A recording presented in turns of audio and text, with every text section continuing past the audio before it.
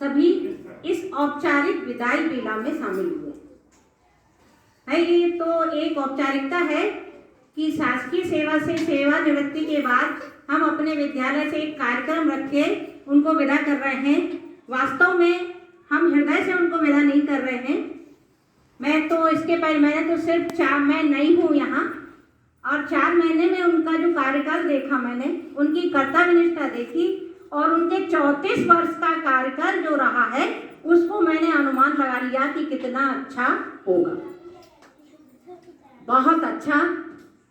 आप के लिए तो मैं ये कहूँगी कि आपके ऊपर माँ सरस्वती की असीम कृपा रही है कि आपने अपने शासकीय सेवा काल को ईमानदारी, कर्तव्यनिष्ठा एवं जीवटता से सफलतापूर्वक पूर्ण किया।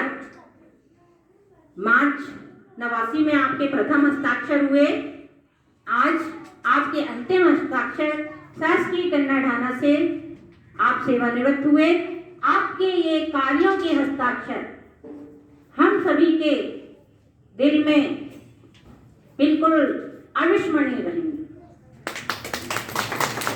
आपका कार्यकाल मैंने सिर्फ 4 महीने देखा है, लेकिन मुझे वास्तव में बहुत अच्छा, एक सहयोग की जो भावना है आपकी, हमेशा मैं उस दिन खड़ी रही 5 साढ़े 5 बजे तक, तो बाहर तक खड़े रहना।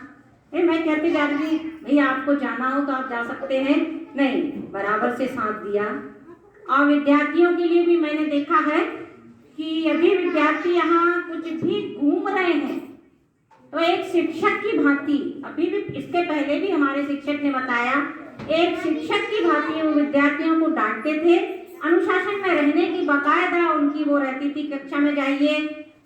इवन मैं ये कहूँगी यदि शिक्षक भी 2 मिनट लेट हो रहे हैं तो उनका उस पर भी वो रहता था कि मैडम क्लास खाली है। बिल्कुल, ये मुझे बहुत अच्छा लगा। एक ये नहीं होता, किसी पद की बात नहीं होती, ये विद्यालय है और विद्यालय में हमें विद्यार्थियों के हित में काम करना, चाहे पद कोई भी हो। ये एक अच्छाई मैंने इनके अंदर देखी कि मतलब ये नहीं रहता था कि हमें क्या लेना देना, नहीं तो उनको क्या करना, उनका वो अपना काम करके बैठे हैं एक टेबल रख के। ऐसा मैंने कभी नहीं देखा इन 4 महीनों में। 4 महीनों में मैंने देखा है कि आप बराबर घंटी लगते ही साथ रिसेस की घंटी बजी, आप यहाँ खड़े हो गए, और यदि कोई क्लास खाली है तो मैं शायद ध्यान ना दे पाऊँ, लेकिन आपका ध्यान पूरा है।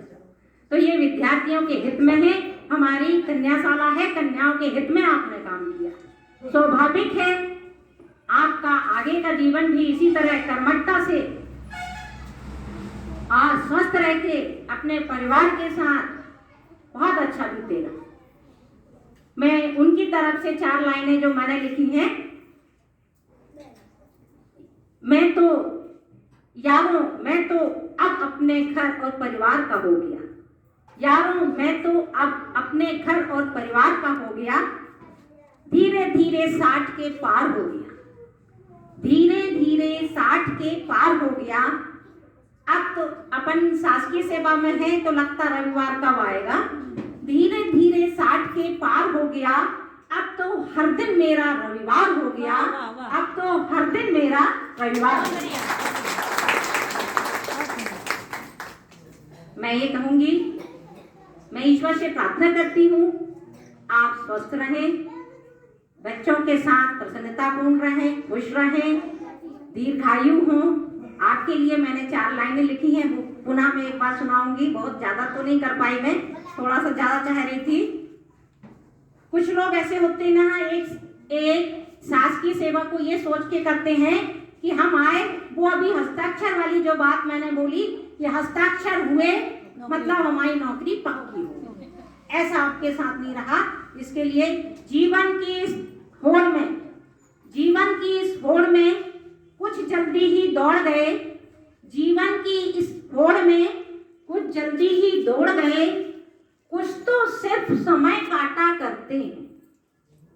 भाई शासकीय सेवा में ऐसा होता है, कुछ तो सिर्फ समय काटा करते हैं, कुछ स्वयं काटकर अवरोधों को युग का युग ही मोड़ गए। बहुत बढ़िया।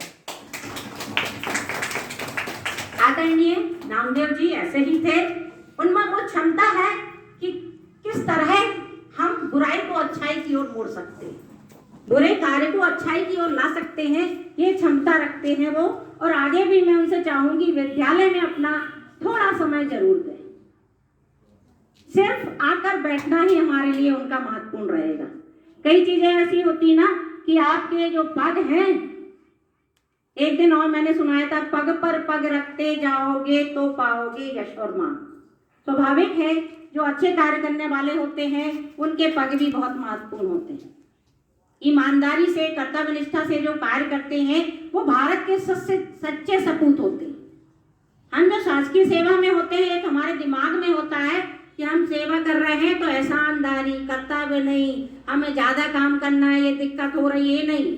सच्चा सपूत हमेशा ये सोचेगा कि हम कितना अच्छा करके, और विद्यालय में जो भी सर्विस है हमारी, शासकीय सेवा तो कई प्रकार की होती है, लेकिन हम विद्यालय से जुड़े हुए हैं, बच्चों से जुड़े हुए हैं, इसमें यदि हमने ईमानदारी और कर्तव्य निष्ठा से कार्य किया है तो वो देश हित में कार्य किया है, बच्चों के भावी जीवन के लिए कार्य किया है, इसलिए वो सबसे महत्वपूर्ण कार्य होता है। और वो आपने इस पद पर रहते हुए भी किया, मैं ये कहूँगी।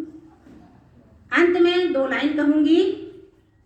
स्वाभाविक है, एक एज के बाद व्यक्ति थोड़ा सा कमजोर हो जाता है, हालांकि हमारे नामदेव भाई बिल्कुल जीवंत हैं। जैसे उनकी हमने सबने बताया कि एक बार स्वास्थ्य, मैंने भी उनसे सुना था कि इतना ज़्यादा स्वास्थ्य खराब हो गया था कि मतलब स्थिति खराब हो गई थी, लेकिन उनकी जीवटता, उनके आत्मविश्वास ने उन्हें, उनके परिवार के सहयोग ने पुनः उनको दौड़ने की, कोई तो चल नहीं पाता यदि पैर की समस्या हो जाए, वो मैंने यहाँ दौड़ते हुए देखा। मैं उनसे आयु में बहुत छोटी थी, कई बार मुझे कहने में लगता था कि भैया आप ये वहाँ से सर को बुला दीजिए, लेकिन वो दौड़ के जाते थे तो मैं कहीं देखती थी, अंदर से लगता था कि देखो वो लकड़ी लिए हुए हैं और दौड़ के जा रहे हैं, शायद मैं भी उधर तक जाके राय सर से बात कर सकती थी, लेकिन नहीं, वो हमेशा दौड़ के, जी मैडम मैं जा रहा हूँ।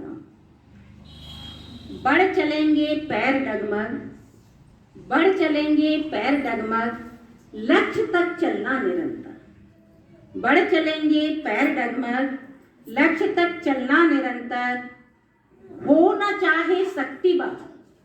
स्वाभाविक है, एक एज के बाद हो न चाहे शक्ति बाहर, किंतु निर्मल ना हो अंतस, किंतु निर्मल ना हो अंतस। मैं ईश्वर से प्रार्थना करती हूँ आप इसी तरह अपने को जीवटता के साथ आगे का पूरा जीवन जिए, परिवार के साथ, स्नेह के साथ, अपने बच्चों को पूरा समय दें, और ये जो नाती पोता है ये भी आपके सानिध्य में आपकी तरह ही कर्मठ और कर्तव्यनिष्ठ बने। जय हिंद, जय भारत।